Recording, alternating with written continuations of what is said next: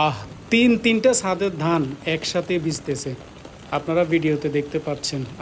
আজকে সকালে যা একটু রোদ উঠলো, মানুষ অনেক খুশিতে ধান দিচ্ছিল গরম হওয়ার জন্য বা শুকানোর জন্য। ধানগুলো সব নষ্ট হয়ে যাচ্ছিল কয়েকদিনের বৃষ্টির কারণে। আর দেখেন তিনটা ছাদ আমি ভিডিওতে আপনাদেরকে দেখাচ্ছি। এই যে আরেকটা ছাদ, পুরো ধান সবগুলো ভিজতেছে।